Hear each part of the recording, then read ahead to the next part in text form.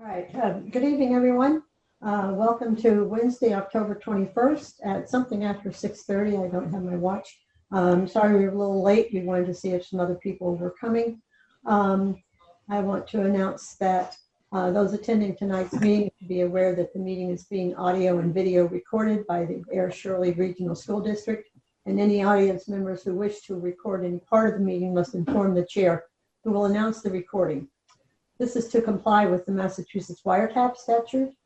The listings of matters those are reasonably anticipated by the chair, which may be discussed at the meeting. Not all items listed may be in fact be discussed, and other items not listed may also be brought up for discussion to the extent permitted by law. So at 6:45, I call to order the regular session of the Air Shirley Regional School District. Could we have the Pledge of Allegiance? And I think, Joe, it's your turn to lead it. Well, that's fine. That's hold my computer up so that you're not looking at my belt.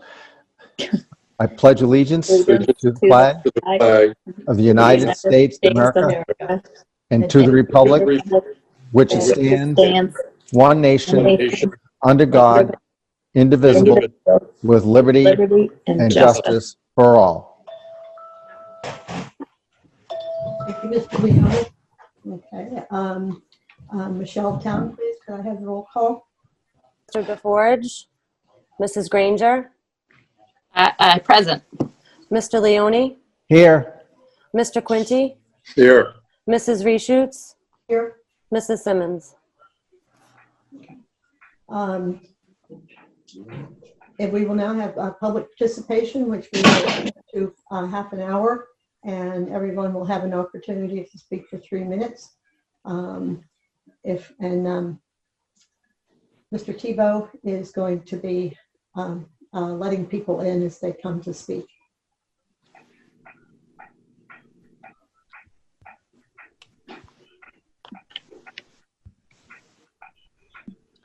Should we give it a minute? Mike, do we have anybody involved? So far, no one has requested to speak. Do they know they need to put it in the chat that they want to speak? You mentioned that, Joyce. Well, just so everyone knows, everyone that's in attendance, if you would like to speak, please put your name in the chat. And then when you're announced, you can please let the school committee know your address. Okay, we do have a Mr. Jim Yoakum that would like to speak. Jim, just give me a minute, please.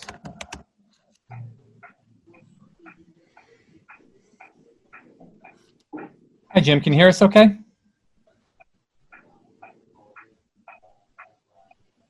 Yes, can you hear me? We can hear you great, Jim. If you could Brilliant. just let us know your address and... 51 Lawton Road, Shirley, Mass. Okay, thank you. You can go ahead, Jim. Yeah. Oh, brilliant. I just see that the Fields project is on the agenda, and I am just wanting to say that I know that that has been on the agenda, that's obviously come up before, and I have concerns about, as some of you know, about the previous proposals. The short and sweet of it is that I believe that Jim Quinty has a good pulse, a good feel for the values of Shirley, and there, along with myself, several of us that will not support anything that he does not support. I'm certainly open to supporting a good plan, but believe that unless Mr. Quinty is supporting it, I will have a very hard time supporting. In fact, I won't support it. Conversely, if he does support it, I will support it. And there are others that are in my same position. Thank you for your time and consideration. Thank you, Jim, and Thank you. you. For your comments. Is there anyone else in the line?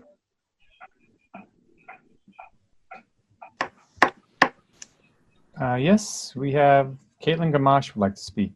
Hold on, Caitlin.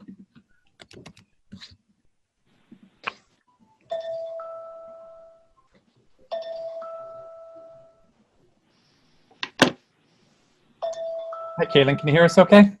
Yes, I can. Thank you. We can hear you just fine. Okay, great. 9 Apple Blossom Drive in Air, Massachusetts. I was just hoping that the superintendent, maybe now's not the time, but later when we talk about moving to phase 2, could address why preschool is not moving along with phase 2. And if, I know last school board meeting, they were tasked with looking to get the first graders and younger, to see if it was even possible to have them go to school more. So just trying to understand if the preschool is included in that age group. Thank you, Caitlin. Thank you. Anything else, Caitlin? No, thank you. Thank you very much for your comments.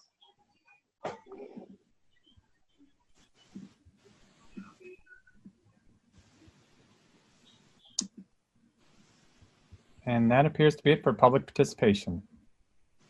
Thank you very much, Mr. Tebow. Appreciate all the You're help with that. So if we can move on into the agenda, please. And I just covered it up. How's that? The consent agenda is the next thing on the next item. We have the executive session minutes from September 16th, not for release. We also have the regular session minute. We do not have tonight the regular session minutes from October 6th. We will have those at the next meeting. We have the approval of a $3,170 donation to Page Hilltop from Hannaford Supermarkets. And with that in your packet, there is a list of the donations and where they went. And then we have a warrant memo, is the last item in the consent agenda. And we have an AP warrant number 1059 dated 10/2/2020 for $621,266.11. That's the FY21 biweekly AP warrant. We have payroll warrant 8 dated 10/9/2020 for $722,679.07, which is the biweekly payroll. And we have warrant 8.1 dated 10/16/2020, which is for $2,772. And that's the final check that is going out to an employee, to a termed employee. Does anybody have any questions or additions they would like to do to the consent agenda? Joyce, I don't have any questions. I just want to point out to our audience that Mr. Deppie mentions in his memo with regard to the $3,170 donation, that those funds are going to be used to support SEL and diversity, equity, inclusion programs, which will involve student activities. Huh? Would you just like to read the whole thing into the record? Sure. It says, I apologize. Dear Dr. Malone and Mr. Plunkett, we have received 4 checks from Hannaford Supermarkets totaling $3,170 as a thank you for our involvement in the Hannaford Helps program. These funds have been deposited into the ASRSD Main Street Bank for the Page Hilltops donation account. These funds will be used to support SEL and diversity, equity, inclusion programs, which will involve student activities designed to promote global awareness. Fred Deppie. So I just thought it was important that people know. That's very important, and I should have read it in, so I apologize. No problem. So with that, if no one else has anything else, I can make a motion that we approve our consent agenda. Second. A motion is made and it's seconded. Can we have a roll call vote, please? Michelle? Mrs. Granger, Aye. Mr. Leone, Aye. Mr. Quinty, Aye. Mrs. Reshoots. Aye. Thank you. Okay, thank you very much. We're moving on to new business. The item A is a community service requirement, and I think we have our principal, Mr. Christie, here tonight from the high school, who is going to present this for us.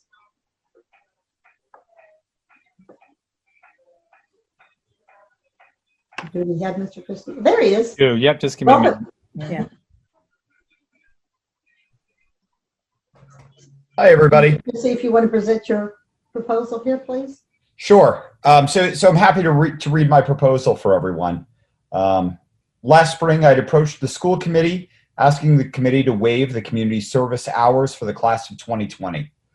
At the time, I had hoped that the COVID-19 virus was dissipating and that the fall 2020 would bring a return to normalcy at the high school.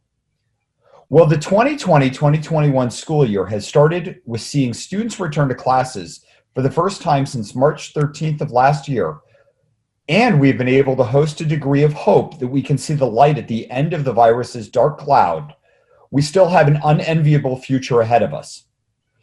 We have been unable to host a fair amount of events in person and still have uncertainty around the degree of safety in allowing our students out into the community.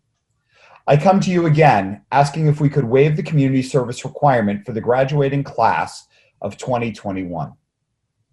While the hope remains strong that a vaccine will be developed and ready for distribution, it does not appear that we will have an answer in the near future. I do not feel comfortable asking students to face risk to gain community service hours as a graduation requirement. However, that does not mean that we should not celebrate seniors who have already met the benchmark for community service hours, and I will bring those students forward in a future meeting. Students in all grades may, by choice, continue to be able to earn community service hours if safe. They should follow the process of earning hours, and the school counselors have continued meeting with all students and discussing the importance of community service. I fully expect to return the community service hours to a graduation requirement as soon as it is safe to do so. Thank you for your consideration. Thank you, Mr. Christie.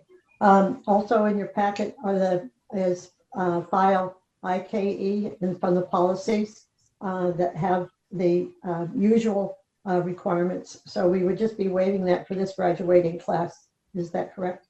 That is correct. And I would like to point out, we still do have students completing community service hours. There's a really great food pantry opportunity for students coming up in mid-November at the Laura A. White School.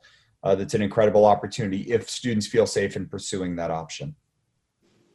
I'd like to make a motion to accept Mr. Christie's proposal to waive community service as a graduation requirement for the 2021 school year.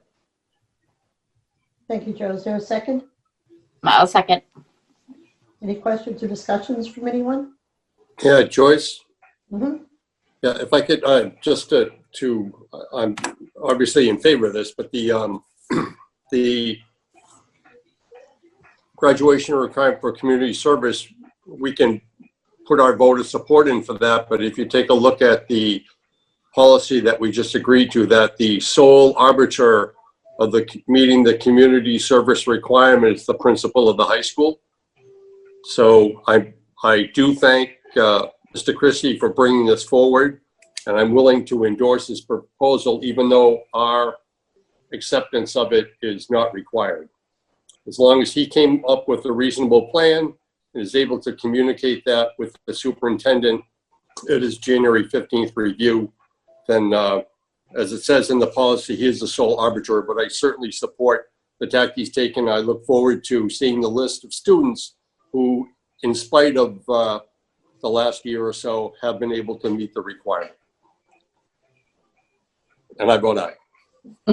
It's still that, even though he's a sole arbitrator, that still does change the policy to some extent. So I think it does need to come to us. That would be for an individual basis, not for the general public. Am I wrong?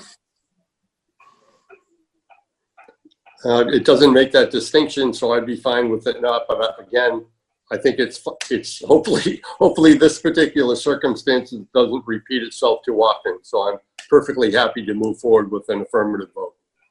Okay. Anyone else? Any comments or questions? Michelle, would you take a vote, please? Mrs. Granger, Aye. Mr. Leone, Aye. Mr. Quinty, Aye. Mrs. Reshoots. Aye. Thank you, everyone. I really appreciate your time. Thank you, Mr. Thank you. Thank you, Mr. Christie. Yeah. Awesome thing to do. Move forward. We will go forward. Thank you for coming. Item B, under new business, is we're lucky enough to have Mrs. Payne here, who is our nurse leader with the health reports. And this is always on the top of everybody's mind. Thank you so much for doing this. Madam Chair? Yes, sir. Madam Chair, Superintendent Malone, I'm going to defer that agenda item to the presentation that we have for you, and Mrs. Payne will speak then, if you Okay. would indulge. Okay? Okay. Thank you. So we will move the health report down to where, Mary? Are you doing it? It's under the presentation of the transition to phase 2. Okay. Thank Okay? you. Yeah. Item C is the site of school, the FY20 annual report, and the Francis W. Parker Charter School annual report. Dr. Malone, would you like Yes. to? Thank you, Madam Chair. It's just for the record, I have forwarded you the annual reports from both the Sizer and the Francis Parker Charter School. Thank you so much. So that's for information. If anybody has any questions, we can follow It up. is required by regulation annually that they send it to us, and I forward it to the school committee. Okay, thank you. I don't think we need to do anything except read it and digest it. So if anybody saw anything that they wanted to question or ask, please go ahead.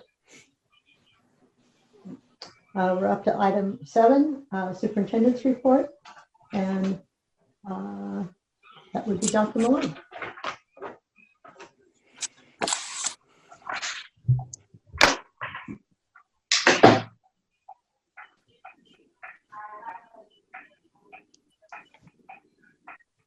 Mary, we doing the superintendent's report? Dr. Malone? Yes, actually, I didn't hear you. I'm sorry. No, I think my microphone's going in and out. I apologize. Okay, thank you, Madam Chair. First, I'd like to congratulate and celebrate Grace Audette, a high school senior who is striving to complete her Eagle Scout credentials. Grace has proposed an Eagle Scout project designed to support and service our school community. Grace's PowerPoint presentation was excellent and was well received by members of the leadership planning team. This is focused on the equipment grant that we received around STEM room at the high school. And the team is very much looking forward to supporting this proposal. The proposed area of focus for Grace's project is to complete the inventorying and labeling of grant-funded equipment, assist the facilities subgroup with assembling and locating equipment, developing a plan for signage, develop standard operating procedures for workstations, and assist with the PR on this project. So we're very excited to bring Grace on and support her in completing her Eagle Scout credentials and receiving that prestigious award. District update on food service. The USDA extends the universal free school meals through June 21, 2021, which means that all students in our school district and all school districts in the Commonwealth are entitled to a free breakfast and lunch. The flexibility is extended will allow schools and other community organizations to leverage the seamless summer option and summer food service program to provide meals at no cost through June 30th. So we're very pleased with that. And when we update our blueprint for transitioning to phase 2, Susan Parker, who's the director of food service, will be providing a more detailed report. We had our open houses virtually this year, and each principal submitted just a small summary. The Page Hilltop held a virtual open house. All of the staff greeted the parents and families through Zoom meetings. The PH families were able to visit with classroom teachers, special education teachers, unified arts teachers, the English learner teachers, school counselors, and Title I teachers. They were able to listen to information being presented as well as ask questions. The evening began with a virtual building tour, which was produced with the assistance of Scott Curlin from APAC, and the evening concluded with a Q&A session with Principal Fred Deppy and Assistant Principal Denise Levesque. The event ran very smoothly. He's happy to report there were no tech glitches, and while we were not able to welcome all of our families in person to the Page Hilltop School that evening, the PH Virtual Open House was still a success as the homeschool connection was completed virtually. Our open house has always been preceded with our traditional welcome back family picnic, and this year we asked PH families to take photos of their own family picnics, which will be compiled into a slideshow for all to view. Mrs. Lewis, principal of Laura White, submitted teachers prepared slideshow presentations, which were presented in each of their 4 Zoom sessions. Parents could choose to attend one of 4 different 20-minute sessions. This allowed parents who have more than one child time to see all their children's teachers. The special educators, unified arts teachers, related support services, and counselors were also available via Zoom and prepared a slideshow as well. Sessions averaged between 10 to 15 visitors throughout the night. All presentations presented during the open house will be made available to parents to use as a helpful resource. At the middle school, Mr. Ulrich submitted that a significant majority, 93% of families felt that the East Shirley Region Middle School was a safe and healthy learning environment. Most, 83%, families were also comfortable accessing middle school classroom materials and links. They sent a survey to families who participated in the virtual open house. Additionally, 93.1% of families surveyed have had a positive experience with synchronous instruction. 83.7% surveyed had a positive experience with remote instruction, and 63.2% of the families surveyed have had a positive experience with asynchronous instruction. So they felt they had a very successful evening, and the high school is hosting their virtual open house tomorrow evening, Thursday, October 22nd, from 6 to 7:45 p.m. And the last item in my report tonight is that Mr. Steve Kendall, the athletic director, has assumed a leadership position within the Association of the MIAA, MSAA Diversity, Equity, and Inclusion Committee. As a committee member, he will be part of the constitutional structure designed to govern this association's duties, goals, and commission. So a big congratulations to Mr. Kendall in representing our district on this committee. And if anybody doesn't have any questions, that completes my report. Thank you. Thank you very much, Dr. Malone. I think Mr. Christie is still here. He had some nice news about the girls' soccer teams that played yesterday. Yes, actually, Joyce Spencer had to leave. Yeah. Well, that's all right. They won. So that's the good news. But I don't remember the score. So. Well, I was on the campus yesterday for the games, and it was a beautiful day, and it was nice to see our campus active with students participating in sports and the families that attended to see their students. So it was very nice. Yeah. So sometimes things feel good and normal, right? Mm-hmm. Thank you so much. So then, Mary, if you want to go on with ongoing business to transition to phase 2. Sure. We have a PowerPoint presentation for you this evening, Mr. Tebow, if you could call it up. On the agenda, I pointed out that we need to adopt a revised 2021 school calendar, and the bullet points that I put on there will be presented in this PowerPoint. Next slide, please, Mr. Tebow. Just to review, the school committee voted on October 6th to transition to 2 full days of in-person learning and 3 days of remote learning. Next slide, please.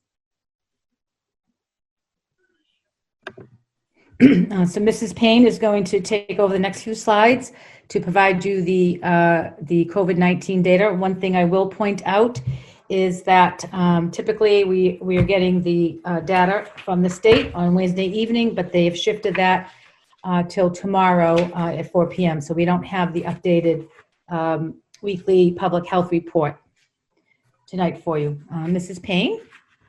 Hey there, everybody. Thank you.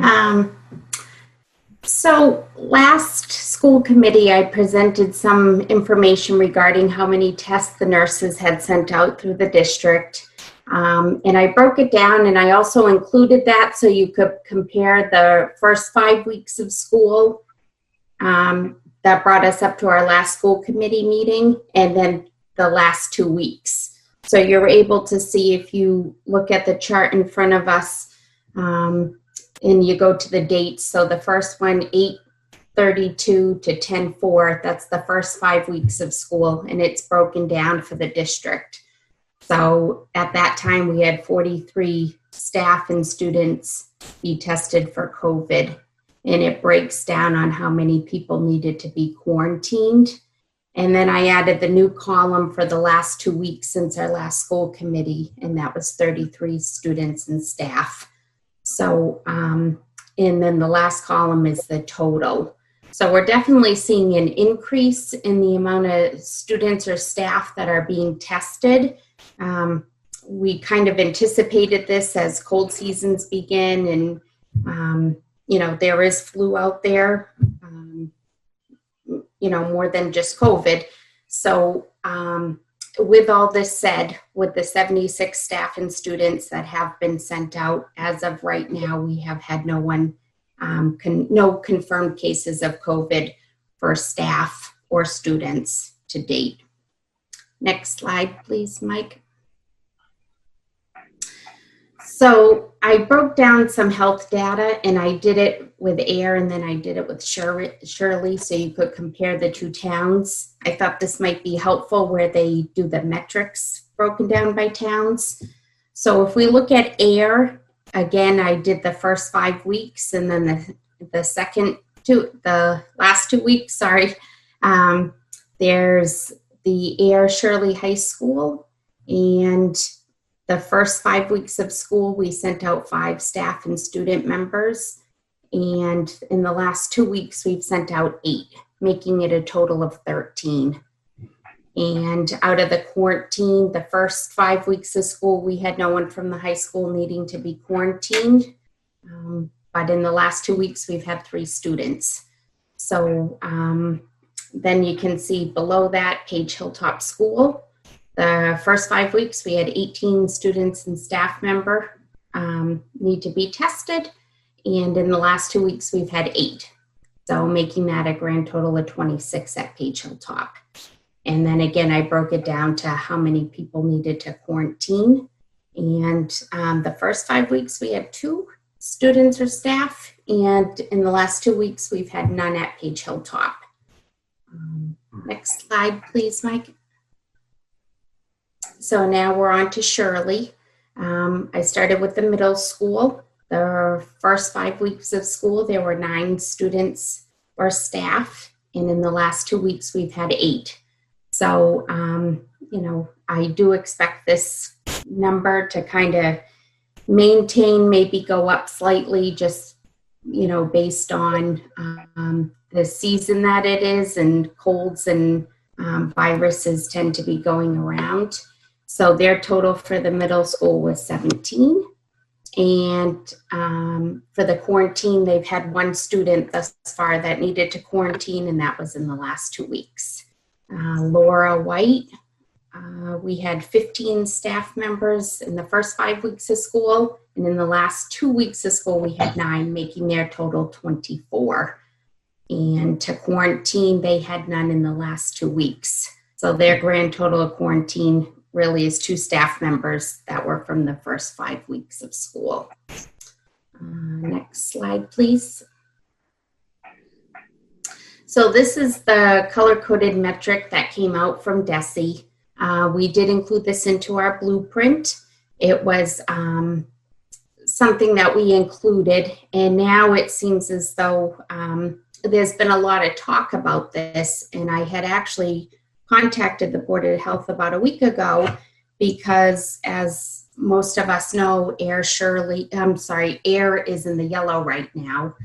And so I called the Board of Health to get some clarification, because in our school system, we don't have anybody for teachers, staff, students that have tested positive. So, when we look at this, I say, I understand we're in the yellow, but does that mean we need to, close down our school? That was my question. And the Board of Health kind of had said, it really depends. Is the transmission happening in school? That's something they could help determine. And obviously it wasn't. So I do know that this has been talked about most recently in the last week, because other towns have gone into the red. So this is something that I do believe we'll have more guidance on. But for right now, based on this scenario, next slide, Mike, it's going to talk about it a little better. So this is for AIR, and these are the metrics, and it's broken down week by week. Typically, they release these results by Wednesday at 6 o'clock. And today they notified everybody that the new time is going to be Thursdays. So we will get last week's metrics tomorrow. Normally, we would have had them for the school committee tonight. So hopefully, we'll see where we're at. You know, I anticipate we'll be bouncing around a little bit. I have to be honest, between green, yellow, and red, I do think that that is something that we may be looking at. Doesn't mean it's necessarily in our schools, but it may be within our town. Next slide, please. And so this is the breakdown for Shirley, and you know, they're still in, I don't believe they're in the green. There's a shaded spot, which means they have very low cases. Next slide, Mike, please. So I know at our last school committee, we had, it had been asked by, I forget who, but somebody had asked how many students we had vaccinated in our schools. Families do have to till December 31st, so I do say that we get a handful in every day. But as of right now, our district has 262 students that have turned in paperwork and shown that they've been vaccinated. I do think that this might be slightly higher, just families haven't turned in paperwork. You know, the flu vaccine was never required for schools, and many of these local flu clinics that were first initially ran did not provide paperwork because it wasn't ever required for us. So if you've ever been to a flu clinic, you've pulled up there, they gave you a shot, but you don't ever leave with paperwork or documentation showing that you had it. So families that have gone to these, particularly in the last couple of weeks, have had to go back to the clinic to get documentation. So I do think that number is slightly higher, but how much more, I don't know. But as of right now, this is all confirmed cases that have turned in their paperwork. Next slide, Mike, please. So this is when I talked about the green and the yellow and the red, and this will give us some more clarification. And I do think we'll be getting some more clarification in the coming days to weeks. You know, if we continue to be in the yellow or in the red, the governor and the commissioner of education states districts should use 3 weeks of reported metrics, so 4 weeks of data, before making any decision about shifting to full remote learning. The Air Shirley School District will require consultation from the Neshoba Associated Boards of Health for further guidance prior to moving from one learning model to another. And the reason for that is the Board of Health, I cannot say enough great things about them. I talk to them all the time.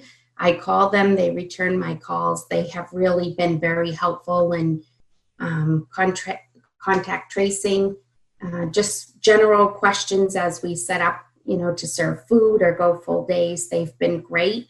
And I do think that they're able to look more at the metrics to see if it's relevant in these colors, and who's tested positive and if they've actually affected our school community.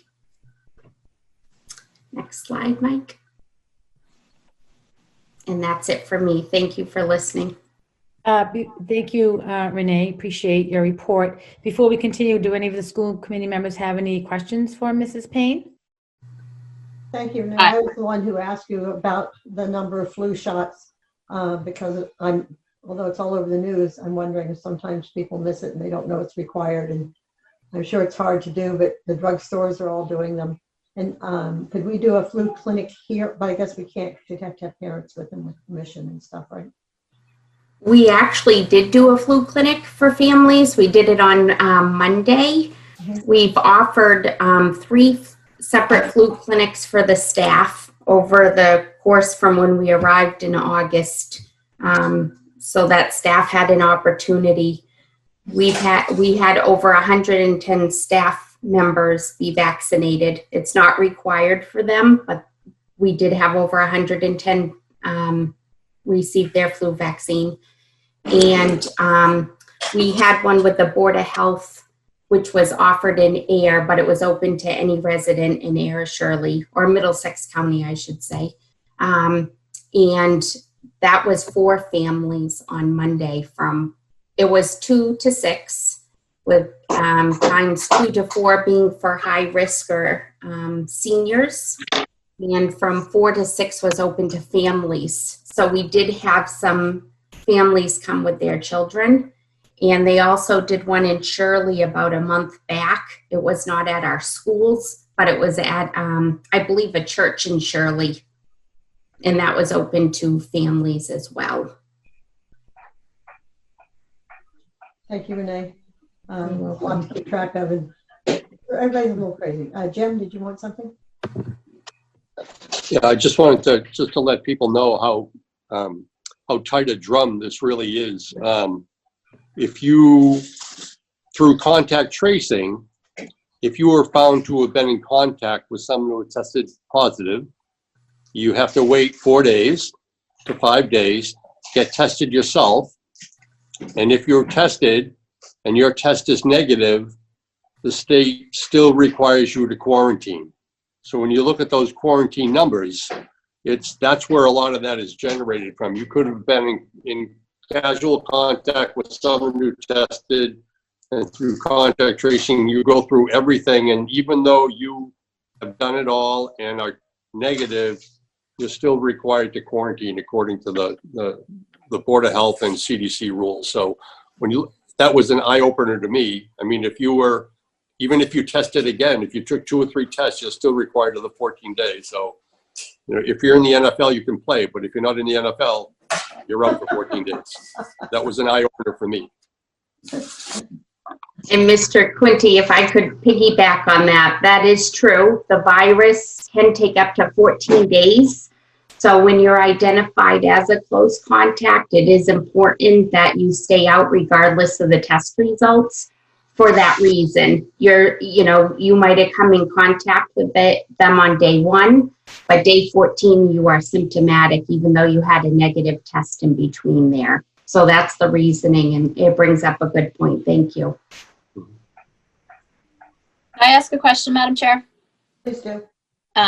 So, Renee, when the students and staff are asked to get tested, is it because they're exhibiting symptoms? And that's why the nurse is concerned and asks them to get tested? Or is it because they've been possibly exposed in another area and that's why they're testing? Or is it just a combination of all those factors? It's pretty much a combination. It's some of our nurses that have sent these students out. Some families have called and said, I was told I was, a close contact to somebody, so they were tested. And some families are just going on their own and being tested. And then they'll turn in the paperwork afterwards. They weren't required, but they just, was being cautious about it. Okay. So yeah. I'm sorry. I don't mean to cut you off. If someone were to get tested on their own like that and come back negative, you wouldn't necessarily get that, right? You would only know of a positive or negative test if it was I guess I'm wondering, if someone goes and gets tested on their own and they're negative, how would you ever find out? I wouldn't unless they share that with me, Okay. but it may not be required. They might just, it might be a Saturday, they're not feeling well, and a parent makes the choice to go and have them tested. So Yeah. I may not know that. If we send the child out through the school, we do require that documentation before they can return. Okay. If a child calls out sick, a parent calls them out sick and says they're sick today, we do a screening when they return. And if they do have any symptoms or are still presenting ill, we'll send them out at that time to be tested. Okay. So we're trying to catch them in every way we can if possible. Okay. It's hard if they get called out by a family, because it is tough to enforce that. And at some point it is a parent's discretion on whether or not they're sick. Right. Or, the reason for them being called out. So the individuals that have had to quarantine, that's because they've been ordered to be quarantined by the Board of Health. It wasn't through anything that they came into contact with at our schools, correct? Right. The numbers that I'm presenting for the quarantine are true Board of Health quarantine numbers. Yeah. Okay, perfect. They, the Board of Health has been really great.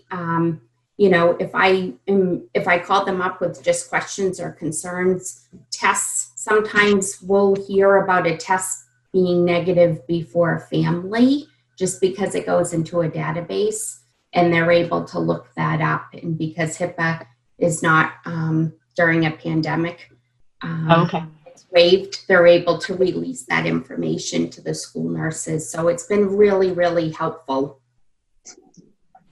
Great. Thank you very much. You're welcome. Thank you, Renee. Thank you. Dr. Malone? I think you're still on transitions.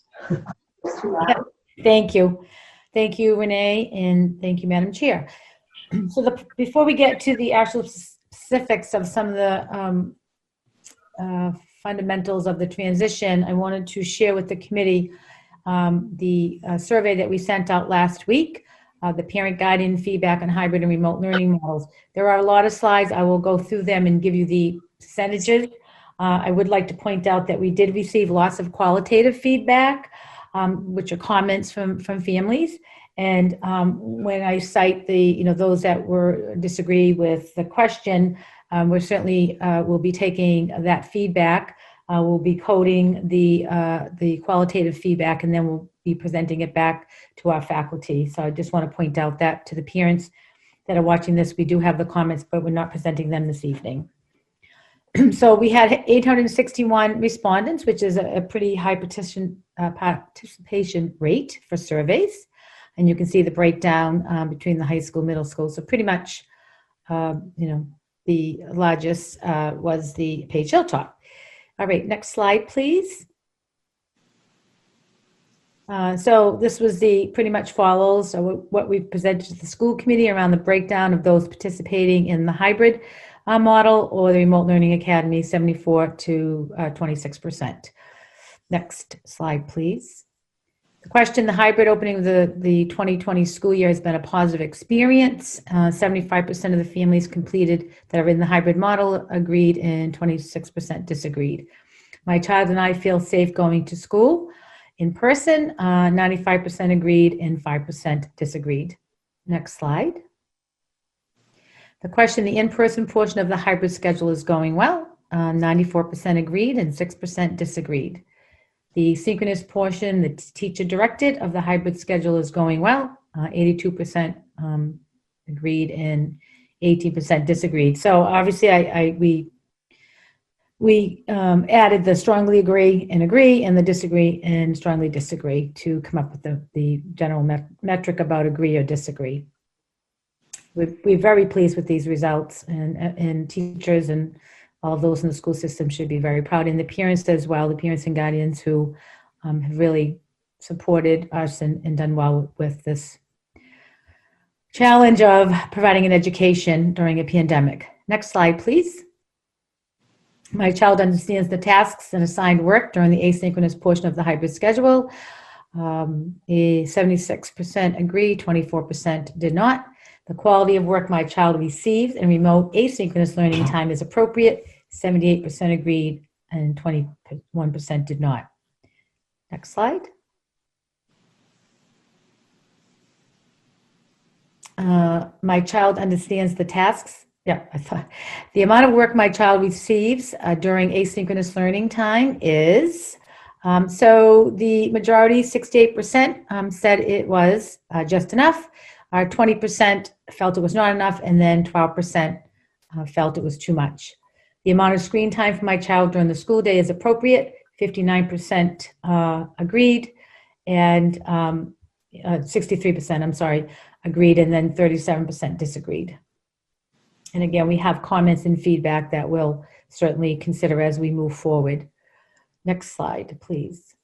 I received consistent communication from my child's teachers. 77% agreed, 23% disagreed. The feedback from my child's teacher regarding my child's progress has been helpful. 70% agreed, and 30% disagreed. Next slide, please. The process for accessing class materials, meeting links, and our daily schedules is clear to me and my child. 80% agree and 20% disagreed.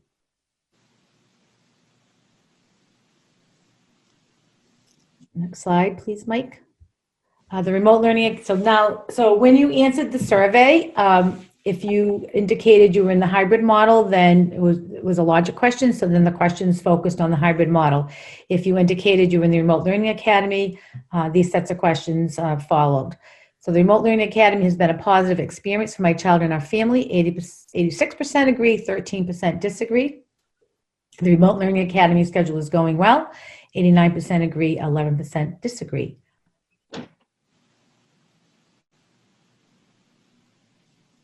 The synchronous schedule of the Remote Learning Academy is meaningful. 89% agree, 11% disagree. My child understands the tasks and assigned work during the asynchronous portion, which is the independent time of the Remote Learning Academy. 89% agree and 22% disagree. The quality of the work my child receives during the asynchronous portion of the Remote Learning Academy is appropriate. 88% agree, 13% disagreed. The amount of work my child receives during the asynchronous portion independent time of the Remote Learning Academy is appropriate, 90% agree, and 10% disagreed. Well, actually, I'm sorry, so 77% felt that it was just enough, and then of course the 10% not enough, and then 13% said too much. Next slide, please. The amount of screen time for my child during the school day is appropriate. 76% agreed, 15% disagreed. I receive consistent communication from my child's Remote Learning Academy teachers. 78% agreed, 22% disagreed. The feedback from my child's teacher regarding my child's progress has been helpful. 74% agree and 27% disagree. And just another comment. So these are the district results. And when the families completed the survey, they identified which school they're in. And so the schools will receive the disaggregated data for their schools as well and be able to drill down to the percentages in their school, which pretty much align up with these percentages, but there are different comments and feedback, which will be helpful to each school. The process for accessing classroom materials, meeting links, and our daily schedules is clear to me and my child. 85% agree and 14% strongly disagree or disagree. Next slide, please. The feedback from my child's teacher regarding my child's progress has been helpful. 74% agree, 27% disagree. The process for accessing classroom materials, meeting links, and our daily schedules is clear to me and my child. 85% agree, 14% disagree. And we just updated the numbers for the hybrid Remote Learning Academy. They haven't really changed much for each school. We did, one of the questions we did ask at the end of the survey was, what is your plan moving forward as we move into phase 2? And there was about 20 families that indicated they may be moving from hybrid to remote. And there was a lesser amount, I can't recall that number right now, maybe 8 or 9 that said they would move from remote to hybrid. Next question, next slide, please. So the adjustments to the school calendar, which I bulleted on the agenda. So the proposed date of transition to full in-person day remains at Thursday, November 5th. One thing I will comment on, you had, Renee presented some of the COVID data. We watch it regularly, and we will continue to watch it. If and when we did have to go to full remote learning, we will have a schedule in place. We worked on that during the summer, so I just want to assure our families that we are prepared if we had to transition, where hopefully we do not have to. And just to point out that the Panther cohort will attend in person on November 5th, and then the Pride will attend in person on November 6th. At the last meeting, I had given you a tentative date for the Professional Development Day for teachers to plan for the transition. And that was November 2nd, I believe. And now we're going to schedule it for next Wednesday, October 28th. So this would be a no school day for students. We have one professional day remaining, which is to be determined, and we have already factored in the calendar. And I'm going to have Mike call up the calendar in a few minutes. So what are the amendments to the calendar?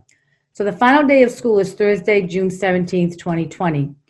And when I first presented the calendar, I presented on 170 student calendar year, but the district has always operated on, in our normal schedule, 181 day, and the contractual requirements are based on that 181 days, based on professional development days and such. So we adjusted the calendar, so the final day of school will be Thursday, June 17th.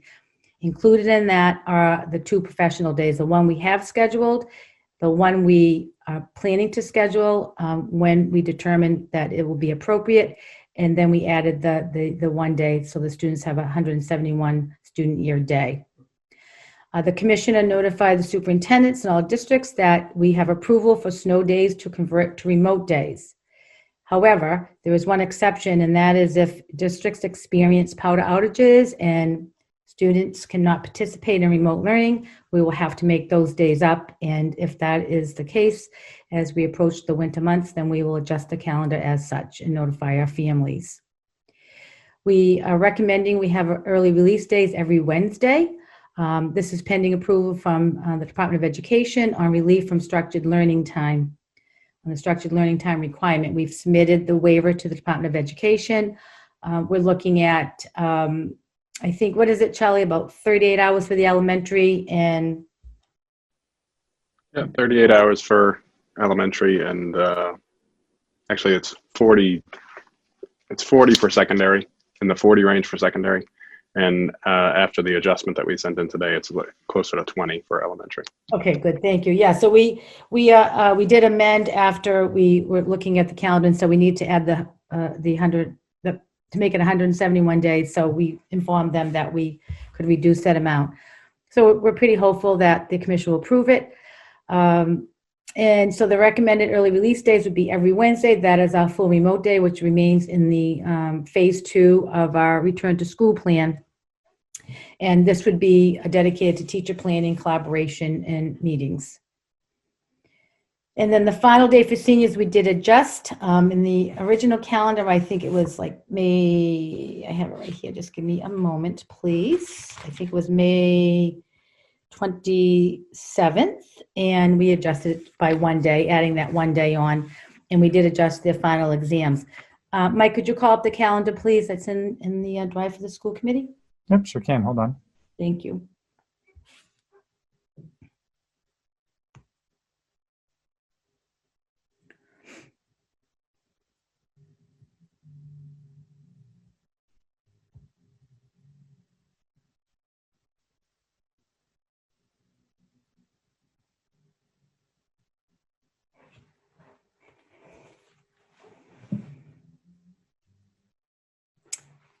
Okay, thank you.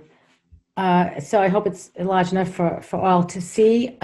So you can see the adjusted days on the calendar. PD Day on October 28th. Just scroll down a little bit, Mike. Yeah. We've made no other changes. The final day again is June 17th, pending the next scheduled professional day that we will schedule as we move forward through the year. So I'll stop here and take any questions from the school committee about the calendar, if you have any, if I haven't been clear enough or. Okay. Thank you. So one of the things before I continue on is that the school committee does need to vote when we amend the calendar. So I don't know if the will of the committee is to vote now or to wait till I finish the presentation. Madam Chair? Would you like me to continue and then vote to approve the amended calendar, or what is your will? Joyce was muted. I think we should vote to approve the calendar. So I'd like to make a motion that we accept the changes to the 2021 calendar as proposed by Dr. Malone. Second. Second by Michelle. Any other questions or comments on this or ideas? I just want to point out to people that Veterans Day, there is no school, which means there's no remote school, and because someone brought that question up to me today, so just if it's a holiday, it's a holiday. Yes. Anybody else? Michelle, So- would you do a roll call, please? Can Oh, I just want to confirm, so every Wednesday is a half day, No, it's not early release. early release? Yeah, we'll follow the early release schedule, which means the high school and the middle school are released at 12:50, and the elementary schools will be released at 1:45. Okay, so that's just during this hybrid COVID Yeah. time? Yes, Okay, sorry, thanks. no problem. Thank you. Okay. Michelle, would you do a roll call, please? Mrs. Granger, Aye. Mr. Leone, Aye. Mr. Quinty, Aye. Mrs. Reshoots. Aye. Thank you. Everyone. Thank you, Mary. Yeah, thank you. Continue. Mike, would you go back to the PowerPoint, please?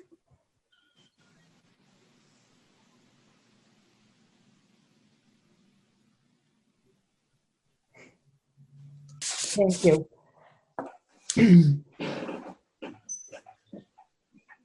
So here's the proposed plan.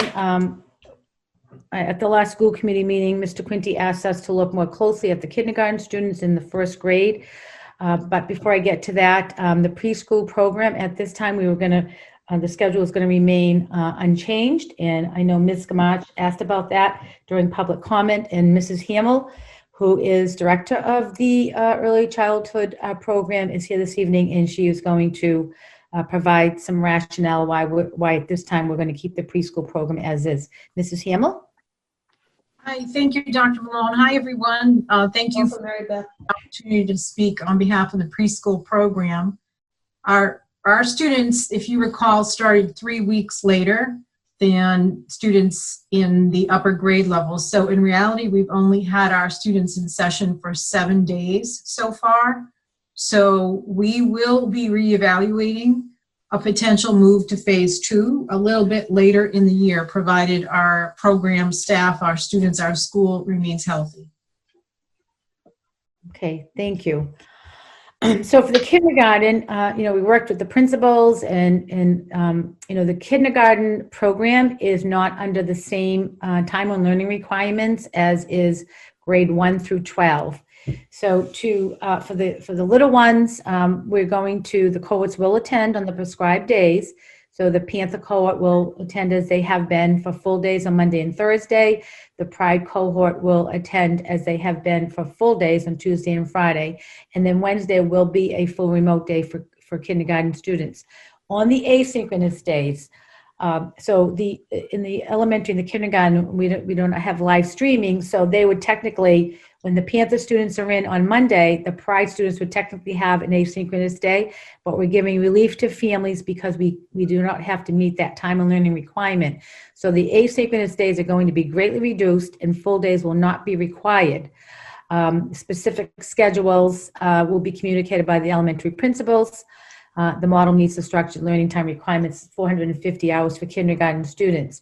So on those asynchronous days, there may be, the teachers will provide a choice board, and if the parents feel that they would like to refer to those activities for their children, they do have the option, but we will not require those kindergarten students to stay on for those days.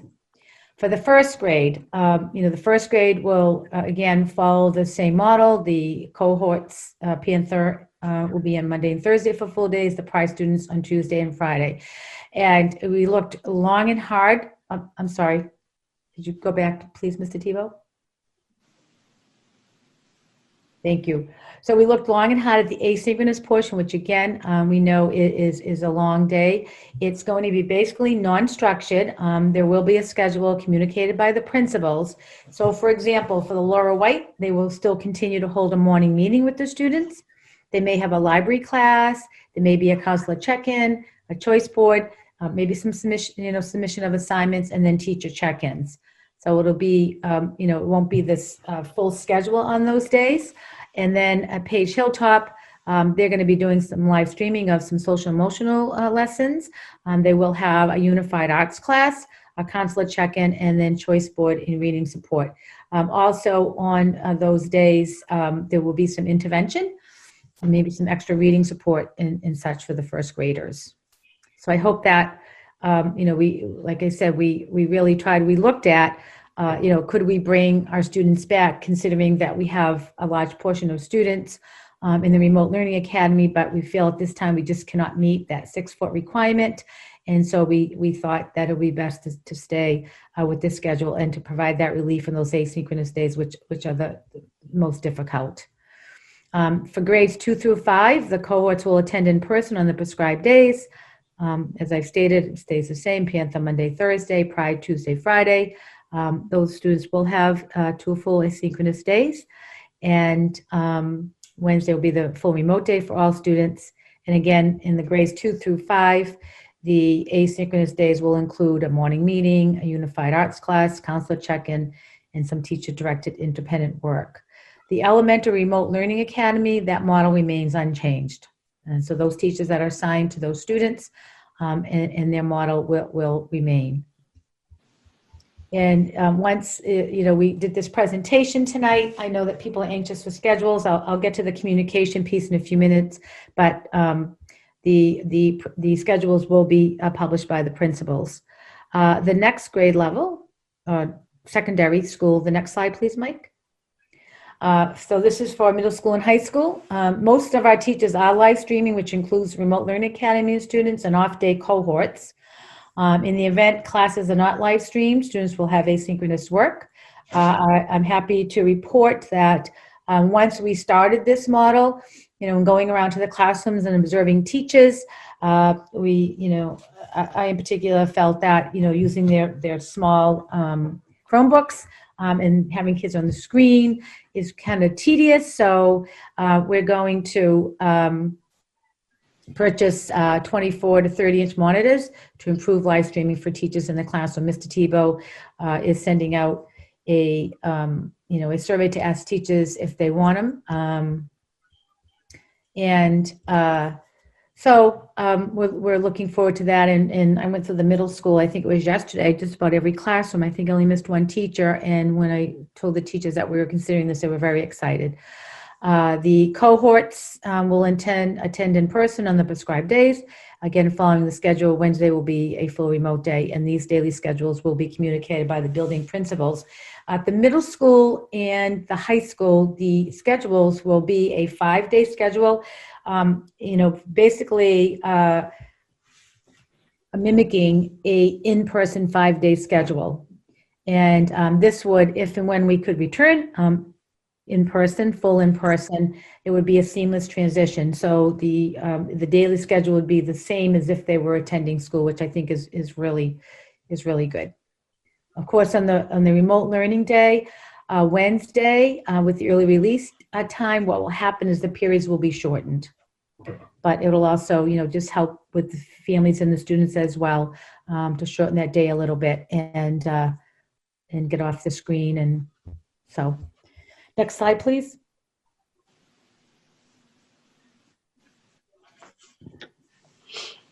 So again, we had this in last week. This is the slide, and the full days will be what they were, before the half day. So elementary will attend 8:45 to 3:20, and then the middle school and high school will attend school from 7:50 to 2:20. When I went into the classrooms yesterday and asked the middle school students, I asked 3 questions. Well, at first I started out and said, "Are you happy to be back in school?" And they all said yes. I said, "Are you excited about moving to a full days?" Most said yes. Mm-hmm. And then, I asked, are you feeling safe in school? And I asked, are you happy in school?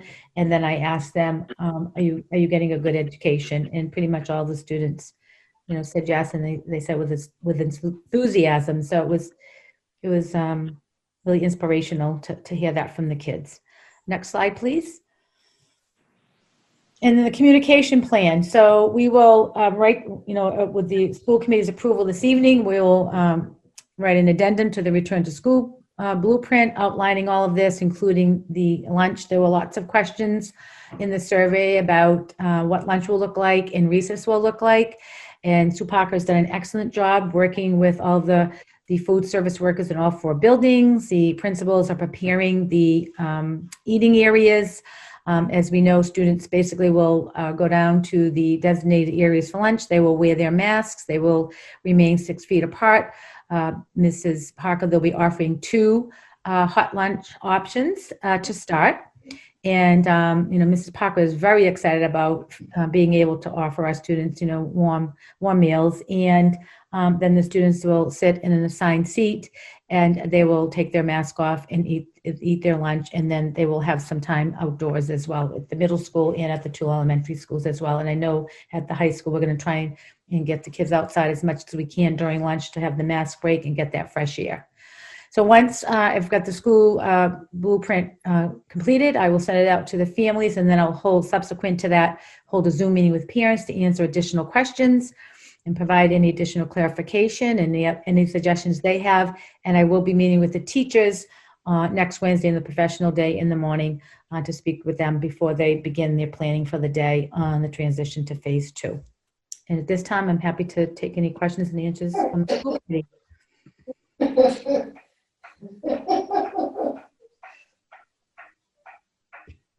Jim?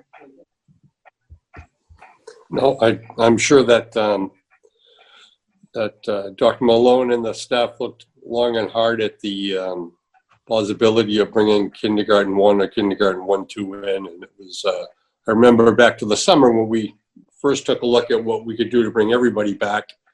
And it was clear as a bell that nobody wanted anything to do with 3-foot spacing. So that immediately blew all that work and everything right off the table. I don't know whether it's worthwhile just polling that again down the line. I certainly wouldn't do anything now. Right now, we just have to concentrate, because everything that we're aimed at now is to integrate phase 2 as best we can and make sure that that goes smoothly. That's the most important thing we can do now.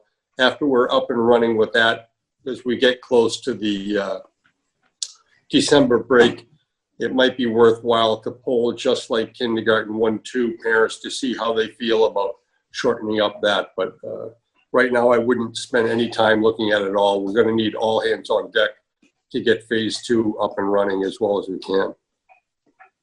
Yes, if I may, Madam Chair, thank you, Mr. Quinty, for that comment. And we did look long and hard at that for the first graders. Now, once we do make that transition, and if there are parents that do move from hybrid to remote, and we look at the classroom sizes and we can bring students back in those first grade classrooms, we will do that. And then certainly down in the future, as I've said to Mr. Cleary, this transition, we don't want it to just be good, we want it to be great. So we are working hard at achieving that, and to your suggestion, we will reevaluate. I was thinking, like you said, in December, or the term right after the new year begins. And then, of course, watching the data and the COVID and what the virus does, and that will be, integral to the whole process. So thank you. Anyone else? Comments or questions?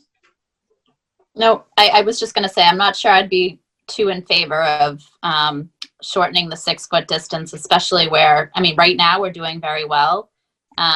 And we're not having COVID in our classrooms, but I wouldn't want to experiment with bringing the students closer than 6 feet apart to find out that the reason we were doing well was because they were staying at 6 feet. I just feel like our numbers in the Commonwealth are going up, and I wouldn't want to take any risks in our schools. Right. And the buses always are going to be the biggest problem. Yeah. So. Yeah. No, agree. We didn't want to entertain that, certainly, Ms. Granger, at this time, for sure. Thanks. Thank you. Thank you, Mary. Okay, thank you. Appreciate all the information, and it's really good. So, I think the schools on the whole, in the state, while numbers are going up, many of the schools it's not from the influence of the public schools. So we just have to keep an eye on it. Thank you very much. Thank you. So our next item is item C, under 8, FY22 budget update. We have Mr. William Plunkett here tonight, our Director of Finance. Thank you, Madam Chair. I'd like to direct you to item 8C2 in your packets. It's a spreadsheet that incorporates the governor's H2 revised budget from October 14th. And I've put this side by side with the FY20 cherry sheet estimate and the governor's initial budget from January of 2020. And then our budget as we are certified right now. Now the governor's budget does reduce Chapter 70 to the FY20 level for us. So it removes the $50,000 that he increased it by in January. But they do kind of tweak the charter tuition reimbursement number up a little bit. So overall on revenues, we are still $99,000 less than the governor's H2 budget, which is a conservative position we want to be in. And then looking down at the bottom section, you'll see where the Air Shirley regional charges are $78,000 more than what the governor has. So overall, we have $177,000 less than the governor's H2 budget. Now, keep in mind, we still need to go through the House and Senate. The House and Senate are currently reviewing this revised budget now. They have a joint committee, and then hopefully they'll be able to get it through their regular process over the next couple of months to get a final budget passed. We still don't have a final budget for FY21, so the sooner that we could do that, the better. The second item I have included in tonight's packet is 8C1. I'm just going to go over a couple of highlights. This is the executive summary from Governor Baker and Lieutenant Governor Polito. Basically, what they did was they had to tweak the revenue projections by about $4 billion down because of the COVID emergency. And what they've done is they've made a withdrawal of $1.35 billion from the state stabilization fund to make up for that shortfall in revenue. Now they will they will use less if the revenues are higher than expected, or if they have more federal funding. They will reduce that withdrawal, but right now they're committed to withdrawing $1.35 billion from the stabilization. The other highlight was that education has been basically held to the FY20 level. Their Chapter 70 funding has increased for some districts, and mostly the gateway cities with the diverse demographics and with the social disadvantaged people that are economically, they receive more money than other districts that were already out at foundation. So that you can read a summary when you have a chance. It's a nice brief summary of what they were trying to do, and we'll continue to update the committee as we go through the process. Any questions?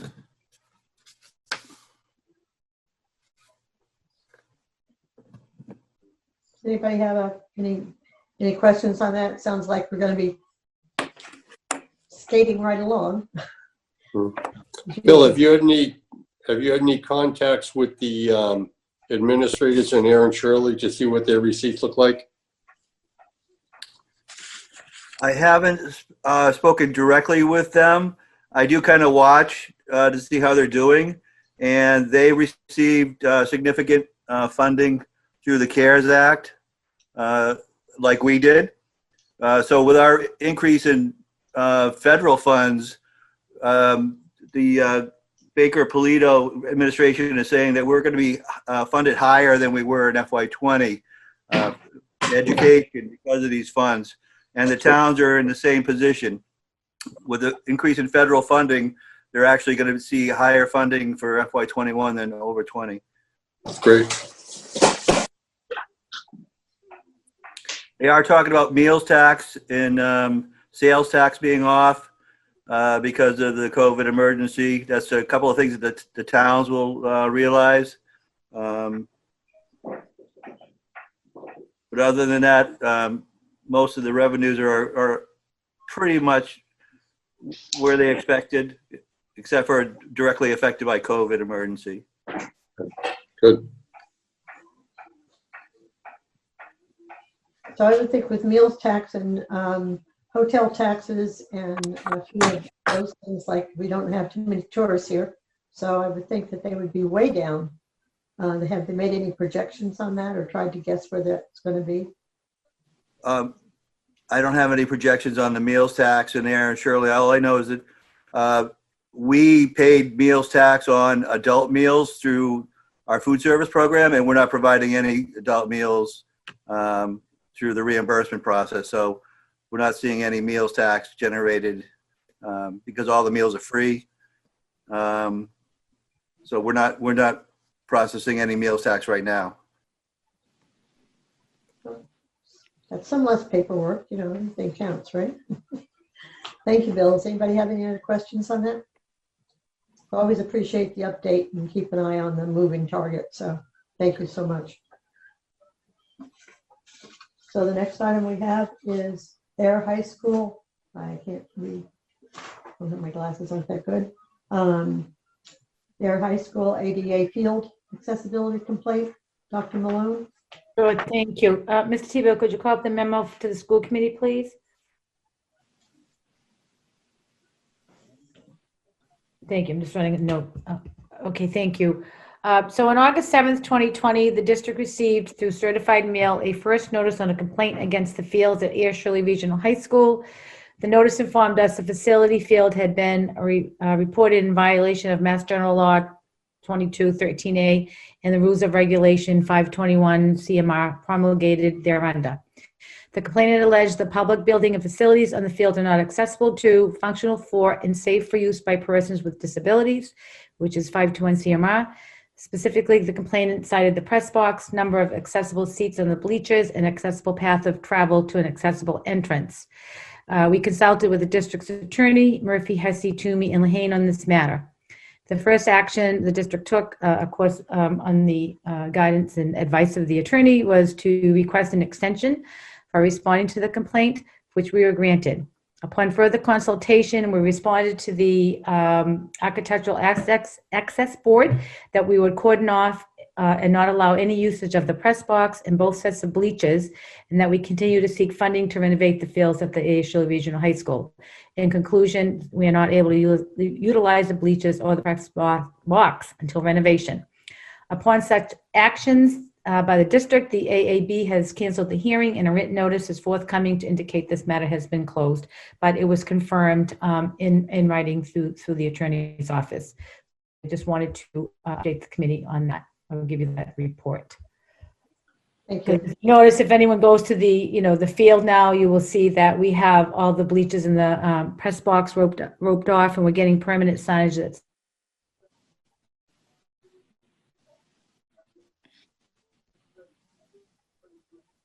and once that formal report, and we should be receiving it any day now, of course, I will forward it to the committee from the Architectural Access Board. Thank you, Dr. Malone. Yep, thank you. Item E, I need better glasses. Item D is a field presentation. We have Patrick McGuire here tonight, so if anyone has any questions or associated activities. Madam Chair, so they were going to, they presented last week, and I think as a continuation of the presentation, the option that the leadership group, and I think with the exception of Mr. Quinty, had, wanted to move forward and then take questions and such from the committee. So I'll turn it over to Mr. McGuire to just review the preferred option at this time, and then whatever the will of the committee is as far as questions or such. Thanks, Mr. Dr. Malone. McGuire. Hi, everybody. Thank you, Dr. Malone. Sure. Assume you can hear me okay? Yes. Okay, good. Jonathan is with me here too, and I think he's having trouble getting to the next slide there. If we can go back a couple. Actually, this might be the presentation from last week or 2 weeks ago. So I think if you scrolled through down several slides, we can get to the preferred option. The one from tonight actually had the preferred option up front. Yeah, we put that in the drive. Michelle, do you have? Is this it, Patrick? Excuse me, Mary Patrick. Do you guys have access to it there on your computer? Or? Yeah, if you let Jonathan screen share, then he should be able to pull it up. Yep, no problem. Just give me a second. Yep.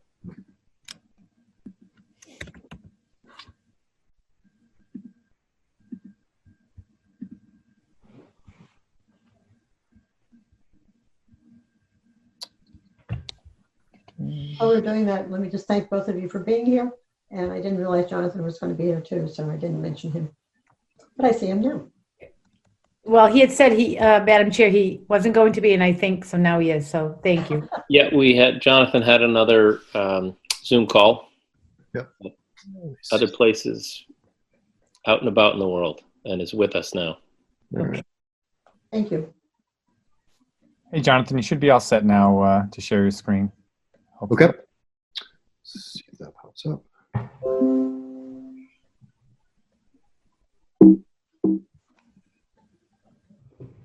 There it is. Hey, you should be good, Pat.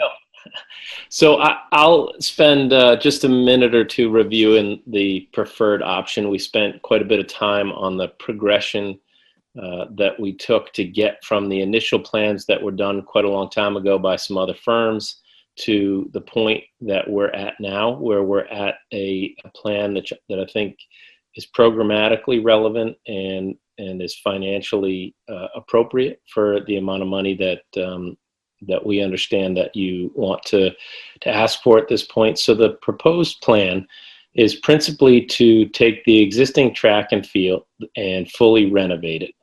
We would make the track wider than the current track, still obviously 400 meters. It will have 6 lanes on the oval and 8 lanes on the straightaway so that you can run meets more efficiently. And by making the track a little bit wider than the current track and field, it's obviously shorter in the long dimension, but that gives us a wider field in the middle, which is more appropriate for playing both soccer and girls lacrosse. That would be a synthetic surface with plant-based organic infill, and would obviously be able to withstand a lot more use than the current field gets. And by being able to do that, we can shift some of the uses that are now currently on the baseball outfield over to the field, so that all those fields remain in better shape. In terms of seating and press box, and apropos of what we just heard on the ADA stuff, we are proposing lifting up where the bleachers are and using portable bleacher seating that has handicap seating cut into it. So there is accessible seating there. We're going to keep the existing press box. I know there was some discussion or concern about adding a new press box, but we are not going to do that. We're going to keep the existing press box and develop a access to it from behind so that we don't need to have an elevator or a lift. We think we can get a ramp of some sort in from behind and up above. So in addition to the track and field being renovated, we'll have provisions for a utility building that in the future would have bathrooms and concessions and storage.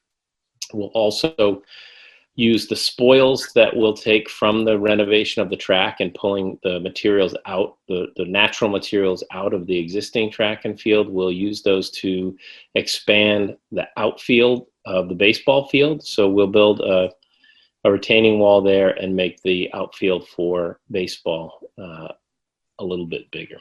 So that is the current plan, and I think again the one that for the amount of money that I think is reasonable is the one that does the most to expand your program to meet the needs of all the sports that you currently play, and does not require any of the sports to be played off-site.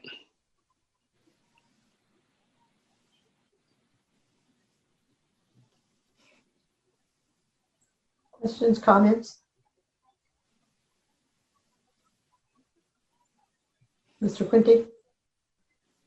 Well, again, I mean, like I said last week or 2 weeks ago, that if this particular proposal was the one we were looking at last September, I think it would pass without too much trouble. But this is not last September. It's just there are a lot of eyes on this. I mean, just the initial vote for the Fields project in Shirley was October 6th of 2018, and that did not pass here. We had 17% of the voters come out for that election. We made no changes in the proposal at all, and went to a second vote for debt exclusion on December 11th of 18, and we went from 17.5% electorate coming out to 28%. And then we determined that the price tag of 7.1 was too high. We came back with the third proposal, going from 7.1 million to 7 million, and came up on Saturday, September 28th. We went from 28% turnout to 41% turnout, and it failed for the third time. So the problem really ends up being a political issue. There are a lot of eyes on us, and I think it has to be significantly and visually different. I think the two biggest things you have to overcome are, one is that you've already had 3 consecutive no votes, and you're looking not to disenfranchise the people that voted no. I think I'd like to see it more visually different, but a lot of the particular items that I don't really agree with all that much is really, when you take a look at a project this big, it's potato type issues. The thing that's going to cause the biggest problem is going to be artificial surface. Many people, for many reasons, last meeting we had Ms. Nearing from AIR bring out her concerns. She is not alone. Even people that voted for the project have concerns about artificial surface. And it's something that's out there. I'm not saying it's dangerous. It's used in a lot of different places, but you know, when you take a look at what has happened in recent years with, say, the World Cup. Since 1930, every men's World Cup match was played on grass. In 2015, they set the tournament schedule, and U.S. women's soccer sued FIFA because they had scheduled matches on artificial surface. They came to agreement. The women, being women, said that we had no interest in boycotting. We will play on asphalt and broken glass if we have to. But they wanted to make it known that they wanted the same standing as the men. And since 2015, they have also played all of their matches on natural surface. I am not a soccer player. From everything I've been able to discern through our wonderful World Wide Web, is that the premier surface for playing the game of soccer is a well-maintained natural grass surface. And you can see what maintenance looks like by just going by the Massachusetts soccer fields out by Kimball's on the junction of Route 70 and Route 2. Or even last week, as a tighter example, my daughter is on I have one daughter on the varsity soccer team. She's one of the captains. I have another daughter on the JV team. And when the bus pulled up to Clinton, they were like, oh no, we have to play on turf today. And then when they got down there, it was a natural surface field that was absolutely immaculate. It was beautiful. My biggest concern isn't the fact that we have an artificial surface field. I don't like artificial surface fields. Some people do. My concern is that we're going to move forward and try to get a yes vote against a large population of people that do not want artificial surface. I think we can make changes to this to go. I think we can make changes to this to go to natural surface and have a much easier time getting an affirmative vote. Madam Chair? Yes, please. So first of all, to respond to the grass versus turf, the turf that, I mean, the grass that the professionals play on is not what we play on. To keep our grass field in that kind of condition takes a tremendous amount of work.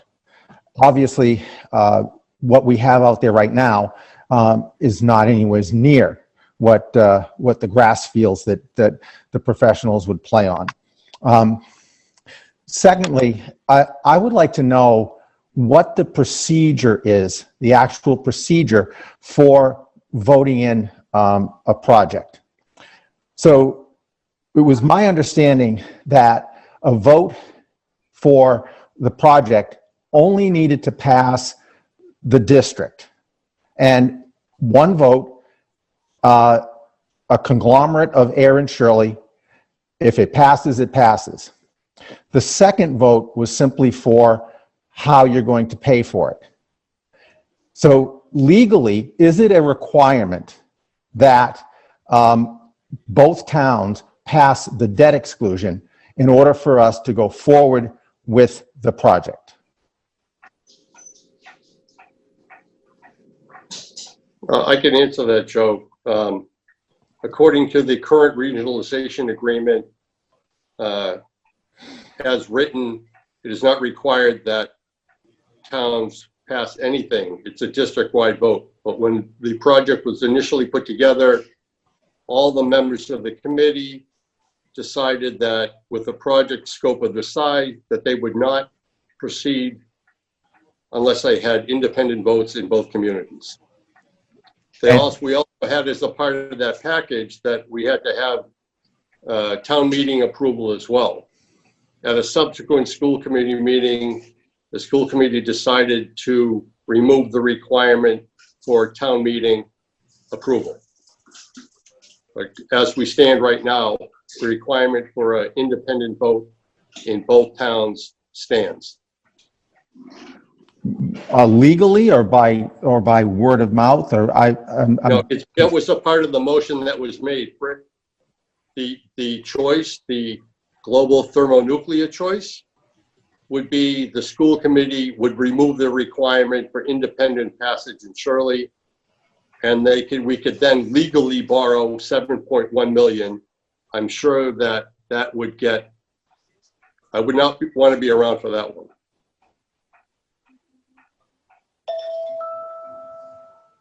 I think it's my understanding that usually when you're asking the towns to do a debt exclusion for us, approved by the state or whatever, then yes, the towns need to vote the money, not the project. The project falls to the district, and but if we're going to pay for it on our own, then that would be one thing. But a project of this size, there's no way that the district can assume that money. Mr. McGuire, the project that you have up there, could I just ask you as to what the amount was on that? Sure, if we can go to the next page, John.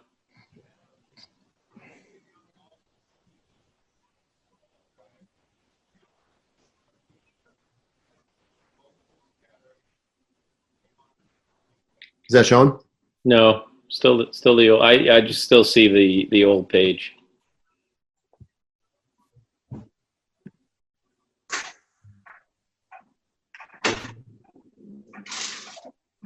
There we go. Okay. So as you can see from here, the sort of the construction subtotal, the hard cost to kind of do the construction is 3.8, 3.9, call it. Then you've got an amount in there for general conditions and the contractor's overhead and profit. So that's, we'll call it $4.5 million to do construction. We've got 10% contingency in there at this point, and then 8% soft costs, which is money to do survey, to do geotechnical explorations out there, to actually do the design, to dig into the details of the design, and then administrate the construction. And that puts us at 5.275, call it, million for this particular project. And Patrick, do I also understand that maybe not because we're not drawing anything from the state, but does that also, are there also some legal costs considered in those? Is it soft costs usually including kind of legal costs also? So this does not contemplate any legal costs in there. I'm not sure what those would be. I don't know, I've seen it mentioned, I thought, in the other projects that we did, so that's why I asked. Yeah, we weren't accounting for that and don't typically, but if there is something that's procedural that requires some legal involvement, then that would have to go on top of this. But it's not common for us to account for that. Didn't count any of that. Thank you. Yep. Mr. Quinty? Oh, nothing. Okay. So, Joyce, if I may. Yes, please, Michelle. I think to Joe's question, when we had done the original motion to support the field project back when we did this, however many years ago, the school committee imposed those requirements of it passing funding in both towns as an additional vote that wouldn't have had to have happened in the normal course, Joe, just so you know. That's something that the school committee had made as part of the motion so that each town would have their say. Going back to this plan and the reasons why this is our best option. I mean, we've said it, over and over again about use and having a turf field, how important it is because we can't maintain the grass fields for the usage that we get.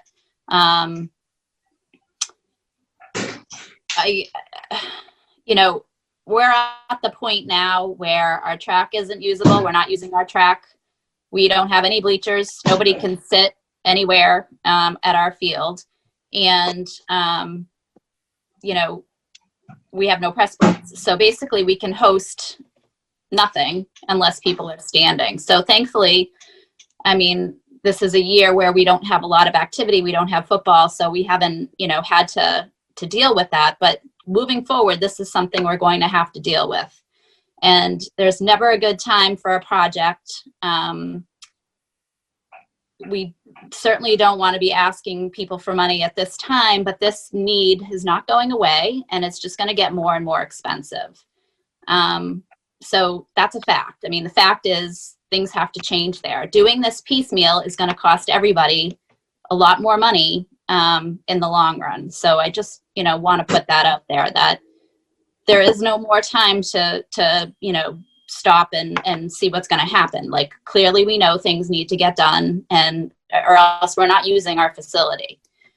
So I guess I'm a little disappointed when I hear a member of the community speak about the project and say the only way they support it is if Jim Quinty supports it. It has nothing to do with the merits of the project. It has nothing to do with the components of the project. It's just whether Jim Quinty supports it. So, Jim, I implore you to, look at this project, look at our need, and maybe instead of finding where the problems are and why, people won't like turf and people won't like this, jump on board and support the project and bring your people around. We need this. And I feel like every turn there's a different reason why this doesn't work, whether it's the bleachers and the sun in your eyes or, whatever it is. Now it's turf, instead embrace the project and realize the need and help us get this done for our students and our communities. I guess that's really, all I have to say on it, but it's just, the time has come. We've got to do something. So if I could just add one thing. Because the school committee agreed in the motion to each town approving it, what I see, and I wasn't on the school committee at that point in time, what I see is this whole project being held hostage by Shirley, the number of people in Shirley that do not want the project to go on. The overwhelming majority of people in the district voted yes. AIR voted yes. Shirley, by a very small margin, voted no, and the project is a no. And to me, that's not right. But this is a project that involves both communities, and I think that whatever way we can get this approved for the benefit of all of the kids that we have in this school district, we need to get it done.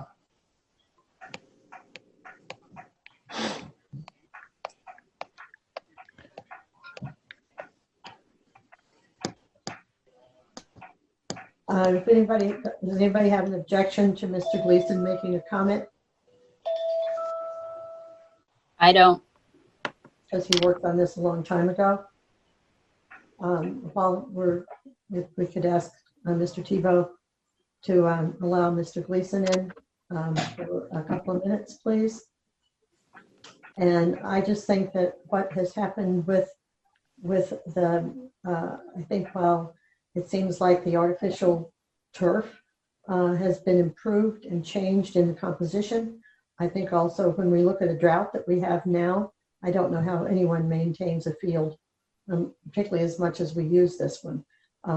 So if maybe Mr. McGuire has a comment on that or any history on that he could share with us. I'll say that we actually did a pretty thorough analysis of your usage and what it requires to maintain them at an appropriate level that we went over in the last presentation, and found that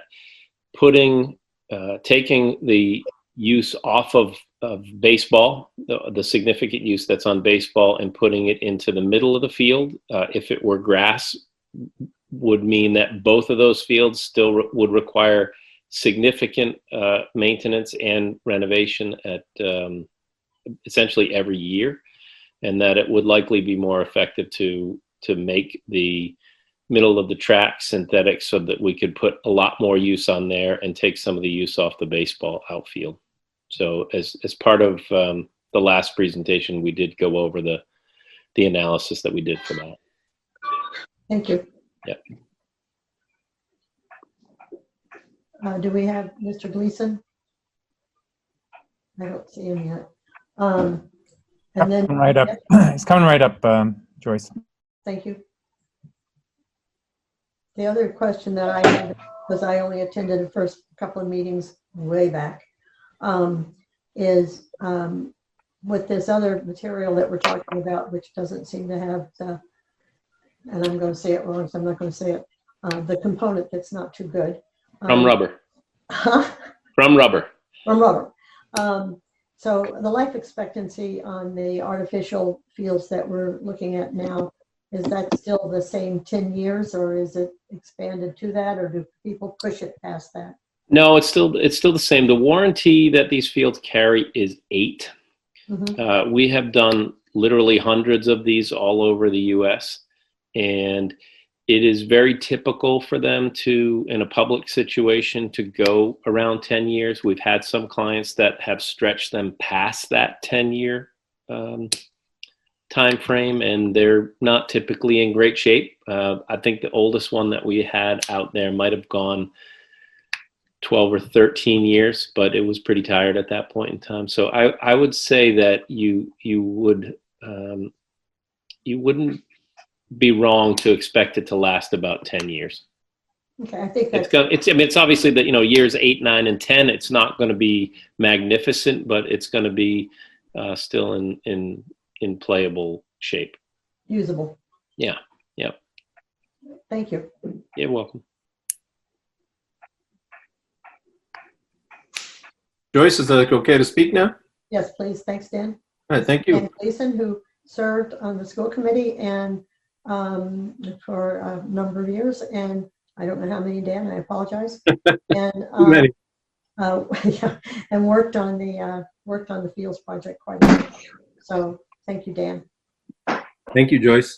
I'll be very brief, and I know Michelle's already laughing at that because she knows I'm never brief, but told you.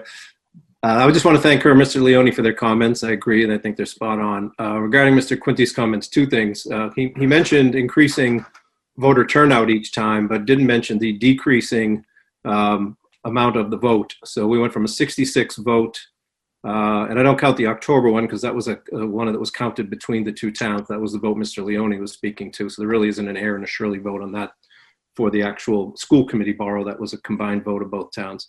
But on the debt exclusions, we had a 66 vote difference on the first one in December, and the one last September it went down to 12. So the turnout was not hurting the positive or yes side of the equation at all. So if there's more turnout the next time, there's no basis to say that that is going to impact the no vote greater than the yes vote. And the first two votes would actually say that's the opposite. Regarding Clinton, I know Clinton very well, grew up in the town, still have a lot of friends over there, visit the town, well, until COVID, visited the town reasonably amount of time. Know a lot about that field and that complex. Tony Gannon, the AD who retired a couple of years ago, is a good friend. And I spoke to Tony a couple times during the various attempts that we took at this project about Clinton, because it is very kind of considered in Central Mass to be the premier grass facility. So the way they get that is there is a separate field for every sport. There's no use of the baseball outfield for any other activity. They play baseball on it. They play softball on their softball field. They mainly play football on the football field. They allow an occasional game like we had done in the past where soccer would play like a night game during homecoming week type of thing, but just so that soccer can get on that main field, but otherwise they limit it. It's also maintained through a third-party contract. Their staff does not do that. They pay over $30,000 every year just on the football field grass maintenance. And then, of course, they have multiple separate soccer fields. And like us, where a football team would practice on the lower field, they don't practice football on those fields on that side of the highway. They have there's a grass area if you were looking at the high school to the right. And I've been across country meets and seen this, so I know this is the fact. They practice actually in that area, just a kind of a grassy area to the right of the high school. So they also keep their football practice off that football field. So if we had all that real estate and had the ability to keep all grass fields and wanted to pay the amount of money to maintain them, we could do what Clinton does. We don't have that real estate. And that was the reason for the first project scope, was to clear some of the land that we had there to expand our use of grass fields. That's not even in the picture anymore. So now you're down to an option where if you go grass, I think as your consultant Patrick mentioned, you're going to put a tremendous amount of use on this grass field, and we're just going to destroy it and it won't be able to be maintained. And as was said many, many times during the project, the ability to maintain it is difficult, because if you're going to be playing fall sports on the baseball outfield in the fall, it's like JV soccer is still going on now there, and then you're going to play spring sports on it like baseball in the spring, and then same thing on your main field. You're going to start playing lacrosse games as we have been last couple of years in our co-op program on that field. You're running track meets there. You're playing football, and you have youth football as well, and now you're also playing varsity soccer games or matches on that. It's just the grass is not going to it will not hold up. And when's the maintenance window? It's not summer when it's 90 degrees and air has water bands, and it's not the winter when there's snow on the ground. And you can't get on it on the spring and the fall because it's constantly in use by the student athletes. So I think you've got a really good plan here. I support it, and I thank you for the continued work you've done to come up with this. And that's all I had to say. Thank you. Thank you, Thanks, Dan. Get some of the history in there. Does that help, Joe, with some things? Yep, absolutely. I would take the will of the committee, since we are absent a couple of members tonight. I feel something that is this big, if we are ready to vote on it, I would suggest the next meeting, just because I'd like to see a full committee vote. I think that's good going forward on something this large. I'll take any other comments or ideas from anybody on that. I guess I would just agree with that, Joyce. I would like to do it at the next meeting. I know Jonathan, wants to be part of the conversation, and I'm sure Cheryl does as well. So, but I do want to see this move forward. We're definitely at the point where we don't really have much of a usable facility, and we've really got to figure out where we're going with this. Mr. Quinty, you have something? Mr. Quinty, were you raising your hand? No? Okay. So I would agree that I would like to see this move forward as quickly as possible, but I also will agree that we should table it till we have a full committee. Okay. So I would. No one's allowed to miss next meeting. Pardon? I'm joking. I said no one's allowed to miss next meeting. Okay, we'll see where we are then. Thank you, Jonathan and Patrick, very much for coming tonight. And does anybody have any other questions for them that will help us go forward? Oh, thank you. Welcome, everybody. Have a good evening. And that we do Thank have you. a donation still on the table. Thank you, Patrick and Jonathan. That Thank money. You're welcome. Bye. So we'll move along with that. We have subcommittee reports. Mr. Leone, Diversity and Equity Advisory Committee. So we had a wonderful meeting last Thursday. Michelle Laflamme did a superb job of coordinating a discussion around the reactions of people to racism, and especially how white people react to racism. But mostly looking at the diversity in terms of how prejudice affects us in our daily lives, and trying to get in touch with how it affects us, and looking at how it affects people of different colors. So it was very, very well run and a very good meeting, and we hope to look forward to that. We had some sharing from some of the principals with respect to what things are going on at their schools, and all 4 schools have put together equity, diversity, and inclusion task forces of some kind, and are working at it. And as you saw tonight, the Page Hilltop got that donation, and it's going towards equity, diversity, and inclusion. So a lot of good things happening. But I need to make a request, and I'm going to get up on my soapbox here and talk about social media, and just make a request that if people have issues, that they bring them to the appropriate places to be discussed. Bring your issue to Dr. Malone. Bring your issue to one of your school committee members. Bring your issue to your school principal.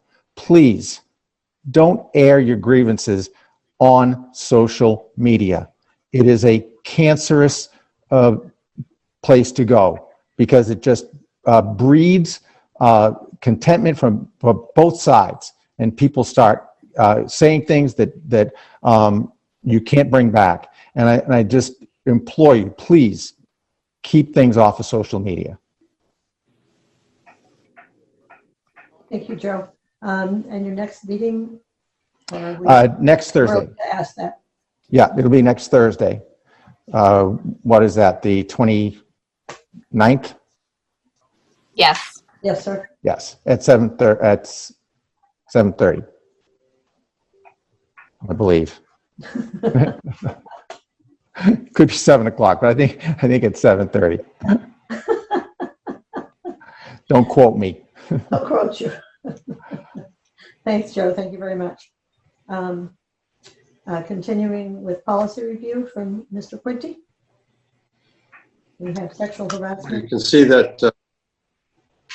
You can see that the Presentation. Mass Association of School Committees sets a new Title IX policy, and we have ours included in the drive. So if everybody gets the time to review those as a first read this time, we just got those today, so we'll get a chance to go through them and bring them up for comments next meeting.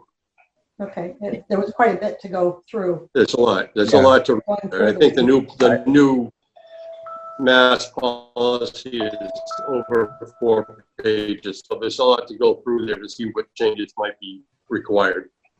I'm sorry, would you say that again? I kind of lost. Secondly, although this there's the mass policy is more than 4 pages, so there's a lot to go through there. So I think we'll all have a couple of weeks to review it and come back with some cogent responses to different items so we can start going through whatever changes might be required. Mr. Quinty, Madam Chair, may I make a comment, please? So I just wanted to, the entire administrative team, we had a workshop on Title IX because the federal regulations around Title IX had been changed. And so we wanted to make sure, I wanted to make sure all the administrators and such knew the new procedures. And so that's the reason, the impetus for bringing the new policy that the MSAC promulgated, I think at the bottom, I think it's June of 2020? July. July, yes. So that was, so I'm pleased to say we had a pretty substantive workshop training us, and we have new forms and such that we'll be loading into our administrative drive. And should any complaints be forwarded. And as you know, Mr. Plunkett is the Title IX coordinator, but it's changed. He's not the decision maker as such. So anyhow, and so that's why I spoke with Mr. Quinty prior to the meeting to request that we bring the policy forward. Thank you. Okay. No, I mean, it's quite interesting, and there has been changes, and I think MSAC has done a very good job of bringing this up to date very quickly. So I think if we compare the two, we'll see how they look. Did you have any first impressions, Jim? Did you have any first impressions? No, I think that was straightforward. The only thing, not on those, we'll go through those next time. The only thing that brought to mind after Mr. Leone's comments is that, although technically not a policy, you'd probably have to get another category for this. The regionalization agreement is supposed to be reviewed by us every 5 years. And where we had started about 3 years ago, I think right now we're 4 years out of date for the review. So I think you should probably add an agenda item and include it in the next meeting so we can kick that thing forward, because that's supposed to be done every 5 years, and we're out by 4 years now. Just listening to Joe brought that back to mind. So if you could bring that up the next meeting, that would be great. I might suggest that we might think of doing it the meeting after, since that is election day. There may be people who don't want to stay very late. I'm not sure. I'll leave it to the will of the committee. So just reminding you that is election day. Some people are going to want to go home and glue themselves to the TV, I think, but that's all right. If we have work to do, we have work to do. You can look at it and see how the agenda is shaping up. Right, as you and Mary go take a look at what the agenda is, you can place that where you will, but we certainly should bring that to the forefront. Oh, it should be definitely soon. Needs to be looked at. Thank you very much. Is there anything else on policy? No. Okay, thank you very much. So we're up to number 10, and when Mary was talking about her review that she had with the parents, I've done my own, not necessarily our district, but just when I see quite a few people, and so when the kids come up, I ask them where they are in school, and if they're doing a hybrid, et cetera, et cetera. And almost every kid, I said, so how's school? How do you feel? Oh, I feel great. This is great. We're great that we're in school. So that was just an unofficial survey, but I think from looking at Mary's results on her review there, I think we're seeing the same thing. Kids are happy to be active and happy to be not necessarily they're stuck at home, but they're happy to be with other kids in any description. So that would be my notes for tonight. Okay. Any other topics for discussion to come up that weren't reasonably anticipated? And communications. I think I'll do them, Joyce, if you want. I think I gave up and printed out everything else and didn't print out communications. So Michelle, if you have them, that would be super. Sure. So Thursday, October 22nd is the Air Shirley Regional High School virtual open house from 6 to 7:45. It's going to be held remotely. Monday, October 26th is the Air Special Fall Town Meeting at 7 p.m. at the high school in the auditorium. Wednesday, October 28th is a CPAC meeting at 7 p.m. Over Zoom. Thursday, October 29th is a half day of school for grades 6 through 8 and evening parent-teacher conferences. Thursday, October 29th is the Diversity and Equity Subcommittee meeting at 7 p.m. That's also over Zoom. And Friday, October 30th is the half day of school for grades K through 8 and afternoon parent-teacher conferences. So can I just ask as a follow-up to that the listing of the subcommittee meeting, are those agendas posted on our website? So if folks are interested, they can get the Zoom link there? Yes. Okay, just wanted to make sure. I know I get them by email, but I also want to make sure so I could direct others to go to the website. Okay, great. They are on our website under the school committee tab. Great, thank you. And that's it for communications. Thank you, Michelle. Anything else to come before the committee? I don't think we have an executive session tonight, so it would just be a regular adjournment. Does anybody else have anything? I wouldn't want to rush anyone.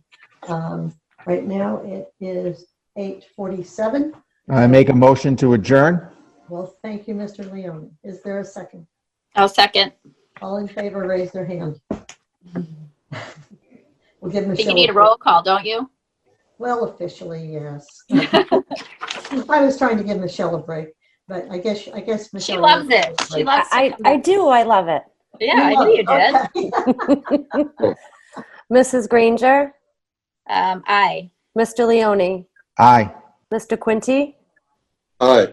Mrs. Reshoots. Aye. Thank you, everyone, and have a good night.